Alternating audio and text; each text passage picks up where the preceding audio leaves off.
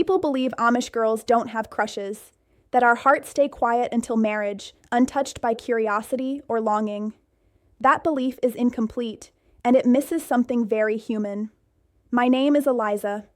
I grew up Old Order Amish in Pennsylvania, in a community where modesty didn't stop at clothing. It extended into thoughts, emotions, and especially attraction. I lived inside that world from childhood until I left a few years ago, and what I'm sharing comes from what I noticed, what I felt, and what I learned by paying attention to the quiet parts no one explained. No one ever taught me what a crush was. There wasn't a word for it that felt safe to use. What I was taught were rules, clear ones. Courtship came after baptism. Marriage followed courtship. Love was meant to grow after commitment, not before. Feelings before that were treated like distractions, something to redirect rather than understand. From the outside, Amish life can look protected and simple. People often imagine girls growing up focused on work and faith, with no room for romantic awareness. But Amish girls are still girls. We notice voices, we notice kindness, we notice who feels steady to stand near and who makes time pass faster without effort. Those feelings don't arrive loudly, they arrive quietly, without permission and without guidance. I remember being about 15 during a community workday, standing in the doorway of a barn. The air smelled like hay and fresh wood. My arms were tired from carrying water. A young man a few years older than me was repairing a loose board nearby. He glanced up once and smiled, polite and brief, then went back to his work. Nothing inappropriate happened, but my face felt warm, and suddenly I was aware of how I stood, how my hands looked, how close I was to him. I didn't tell anyone. I didn't even label it. I just finished my work and carried the feeling home with me. Another time, I was sewing with a group of girls in the evening. The room was quiet except for needles and low conversation. A young man stopped by with his father to drop something off. Someone made a small joke and he laughed. It wasn't flirtatious, it was easy and kind. That sound stayed with me for days. I never mentioned it, neither did anyone else. These moments were small, but they mattered. We didn't call them crushes. We didn't call them anything. They lived in the background, unnamed, easy to dismiss, but hard to forget. The Amish system depends on emotional restraint. That restraint exists for a reason. In a close community, unchecked emotion can create tension, rivalry, and heartbreak. The ordning protects unity. It values steadiness over intensity, faithfulness over impulse. Those values hold the community together. But rules don't erase feelings. They teach you how to hide them.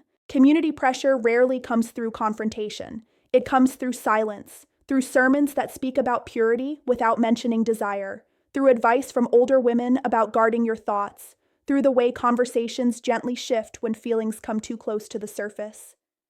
If a girl seemed too interested in a boy, someone noticed, not harshly. A mother might assign different work. An aunt might remind her to stay focused. A friend might stop sharing certain looks. No accusations, just quiet correction. Over time, you learn to manage your inner world alone. You learn that noticing too much is dangerous. You learn to doubt your own emotions before anyone else has to. For me, that created a split. On the outside, I was obedient and calm. On the inside, I was observant and curious.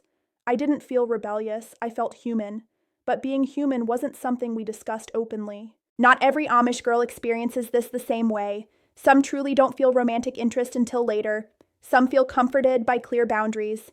Some grow up, marry, and feel deep peace in the life they were raised into. That matters, and it deserves to be said. But for girls who do feel early attraction, the emotional work is quiet and private. You learn to hold longing without language. You learn to let go without closure. You attend weddings with a steady smile, even if you once imagined standing beside someone, even if that imagining was never fully conscious. After baptism, things change slightly. Courtship becomes allowed, but still carefully contained. Feelings are expected to follow commitment, not lead it. Earlier crushes are treated as childish, something to outgrow without ever acknowledging. This is where the transition matters.